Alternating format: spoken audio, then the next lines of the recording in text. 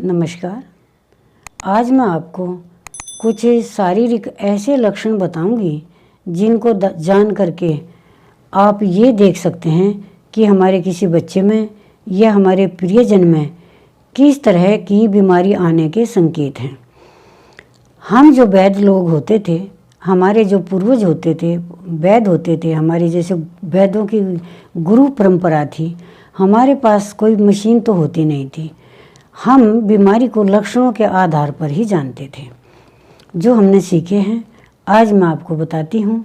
उनके आधार पर अगर किसी बच्चे में, किसी प्रियजन में आपको दिखाई देते हैं तो उनको जान करके आप खुद अपना इलाज कर सकते हैं।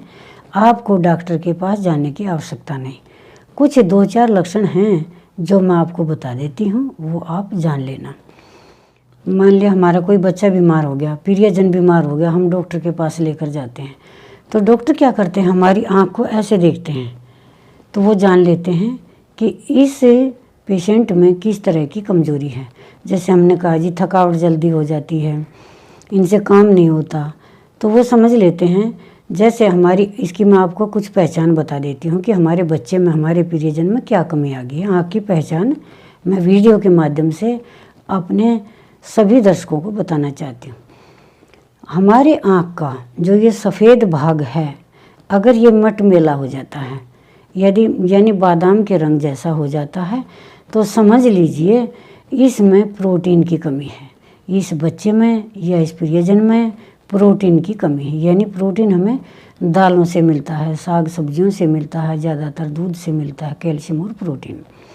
आपने देखा होगा जो मज़दूर लोग होते हैं, जो भिखारी लोग होते हैं, जिनको दूध पर्याप्त मात्रा में नहीं मिलता है, जिनको तकरीबन दालें पर्याप्त मात्रा में नहीं मिलती हैं, तो उनका ये जो सफ़ेद भाग है ये मटमैला हो जाता है।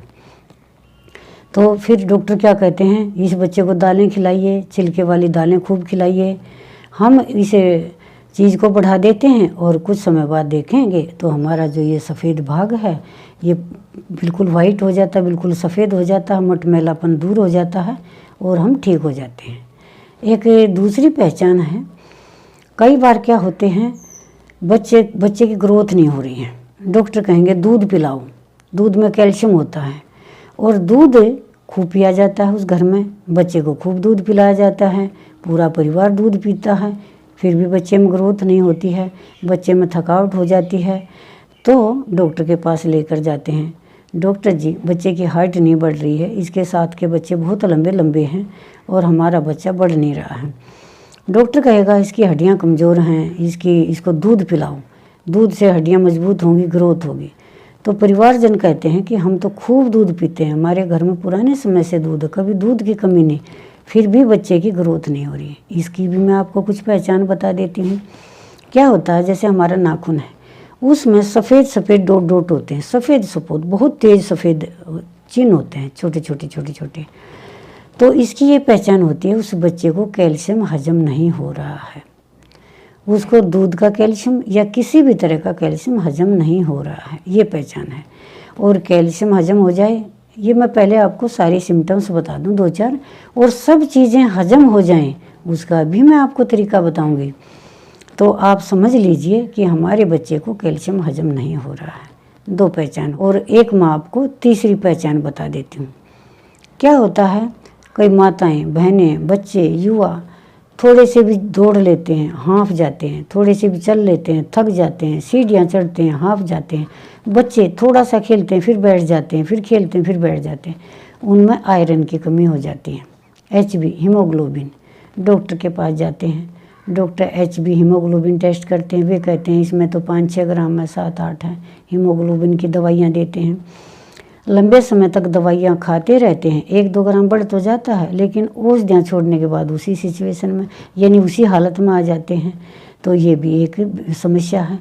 तो ये सभी समस्याओं की पूर्ति हो जाए, यानी अपने शरीर में विटामिन A की ग्रोथ नहीं हो रही है, B की ग्रोथ नहीं हो रही है, C की ग्रोथ नहीं हो रही है, D की ग्रोथ नहीं हो रही है, तो इसके लिए मैं आपको एक सहायक औषधि ऐसी बताऊंगी जिसके प्रयोग से आपको विटामिन ए का महत्व देखना है, उसकी गुणवत्ता शरीर में देखनी है, बी का अपने शरीर में प्रचुर मात्रा में प्रभाव देखना है, सी का प्रभाव देखना है, डी का प्रभाव देखना है, जितने भी विटामिन्स हैं उनका प्रभाव देखना है। तो आप चूना खाइए। आप चूने के गुण सुनकर हैरान हो जाएंगे। चूने में ऐसे सूक्ष्म पोषक तत्व हैं जो हमारे शरीर के लिए बहुत ही ज़रूरी हैं, जो कि चूने के बिना हमें ना कैल्शियम पूरा होता, ना तो कैल्शियम हमारे शरीर में कार्य करता, ना विटामिन ए करता, बी करता, डी करता। चूना ही एक ऐसा पोषक तत्व है जो सब चीज़ें हमारे शरीर में हजम करता है और हमारे शरीर की वृद्धि और विकास होता है।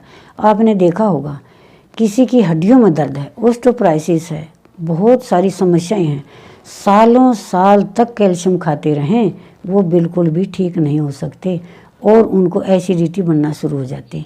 चूना ही एक ऐसी चीज़ है जिसके खाने से एसिडिटी नहीं बनती और कैल्शियम का पूरा प्रभाव दिखाई देता है।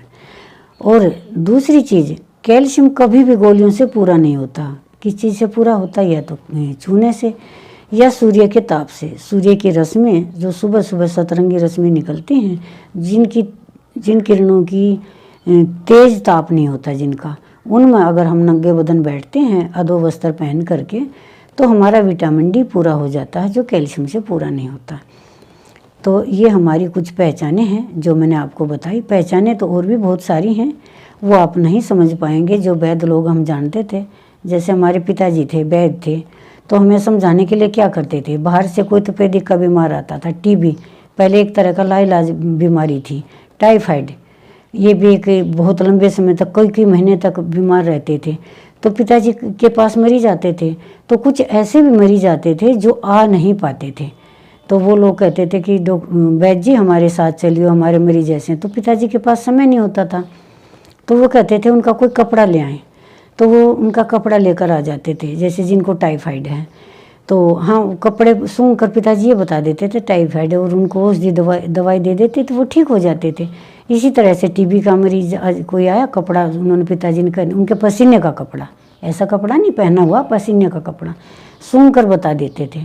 और देखो हमारे सिखाने के तरीके कैसे होते थे, कई तरह की बीमारियों के कपड़े पसीने के द्वारा वो कपड़ा वहीं रख लेते थे पिताजी, और एक हंडिया में रख देते थे, हंडिया में रख करके कपड़ मिट्टी लगा देते थे जिससे इसकी बदबू ना जाए। जब हमको सिखाते थे कि ये बताओ किस तरह की बदबू है, तो हम सुन कर हमें बताते थे इस तरह की है, जान लें, ऐसी बदबू इस तरह की, ऐसी बदबू इस तरह की, तो हमें सिखाते थे, फिर बंद कर देते थे। कुछ दिन बाद फिर खोल करके हंडिया बदल देते थे, पूछते थे महक। तो सिखाने का तरीका यही हमारी मशीनें थी पुराने समय में, और इससे ही हम गुरु परंपरा से हम सीख जाते थे। ये हमारे सीखने का तरीका था और बड़ा कारगर था, सब लोग स्वस्थ हो जाते थे। तो ये जो 2-4 मैंने तरीके आपको बताए हैं, इनको आप घरेलू तरीके से आप जान लें और लाभ उठा लें। धन्यवाद, नमस्कार।